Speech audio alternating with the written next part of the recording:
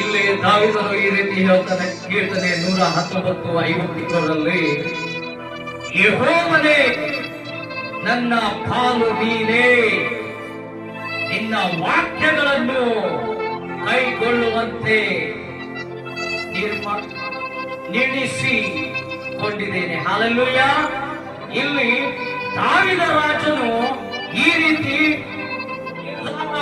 ಮಾಡಿಕೊಳ್ಳುತ್ತಾ ಇದ್ದಾನೆ. ಏನಂದ್ರೆ, ಯೆಹೋವನೇ ನನ್ನ ಪಾಲು ನೀನೇ, ನಿನ್ನ ವಾಕ್ಯಗಳನ್ನು ಕೈಗೊಳ್ಳುವೆನೆಂದು ನಿರ್ಣಯಿಸಿಕೊಂಡಿದ್ದೆ.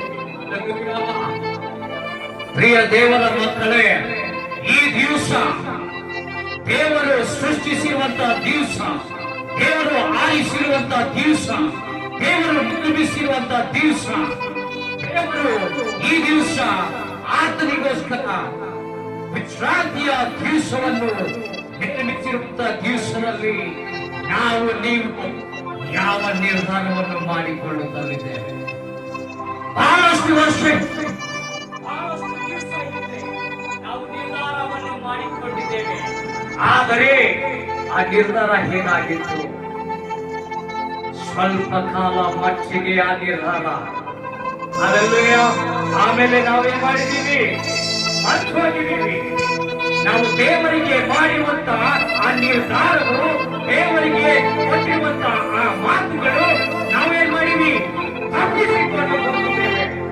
ಆದರೆ ದಾವೀದನು ಶ್ರೇಷ್ಠವಾಗಿ ನಿರ್ಧಾರ ಮಾಡಿಕೊಂಡಿದ್ದಾನೆ. ಪ್ರಿಯ ದೇವರ ಮಾತುಗಳೇ, ನಾವು ಇನ್ನೊಂದು ವಾಕ್ಯವನ್ನು ನಾವು ನೋಡೋಣ. ಮೊದಲನೆಯ ಕೊರಿಂಥಿಯ 2:2ರಲ್ಲಿ ಅವನು ಒಂದು ನಿರ್ಧಾರವನ್ನು ಮಾಡಿಕೊಳ್ಳುವಂತ ಮಗನಾಗಿದ್ದಾನೆ. ಹಲ್ಲೆಲೂಯ.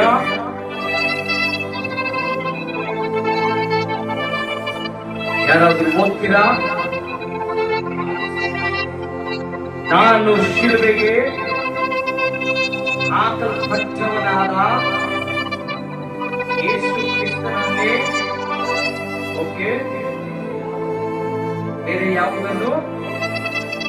Okay, hallelujah. ಅರ್ಥ ಆಗ್ತಾ ಇದೆಯಾ ನಿಮಗೆ? ಇಲ್ಲಿ ಪೌಲನು ಏನ್ ಹೇಳ್ತಾ ಇದ್ದಾನೆ? ನಾನು ಶಿಲುಬೆಗೆ ಹಾಕಲ್ಪಟ್ಟವನಾದ ಯೇಸು ಕ್ರಿಸ್ತನೇ ಹೊರತು ಬೇರೆ ಯಾವುದು ತಿಳಿಯುವುದವನಾಗಿ ನಿಮ್ಮಲ್ಲಿ ಇರುವೆನೆಂದು ತೀರ್ಮಾನಿಸಿಕೊಂಡೆನು. ಹಲ್ಲೆಲೂಯ. ಪೌಲನ ಜೀವಿತವು ನಾವು ಹಿಂದೆ ನೋಡಬೇಕಾದರೆ ಆತನು ಒಂದು ನಿರ್ಧಾರವನ್ನು ತೆಗೆದುಕೊಂಡಿದ್ದಾನೆ.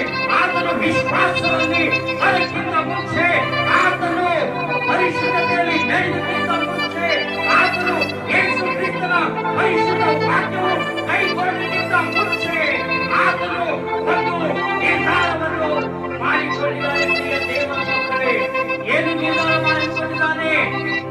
ನಾನು ಏನ್ ಮಾಡಬೇಕು? ಕ್ರೈಸ್ತರನ್ನು ನಾನು ಕೊಲೆ ಮಾಡಬೇಕು. ಹಲ್ಲೆಲೂಯ. ಕ್ರೈಸ್ತ ಸಭೆಗಳನ್ನು ನಾನು ಒಡೆಯಬೇಕು. ಕ್ರೈಸ್ತ ಕುಟುಂಬಗಳನ್ನು ನಾಶ ಮಾಡಬೇಕು.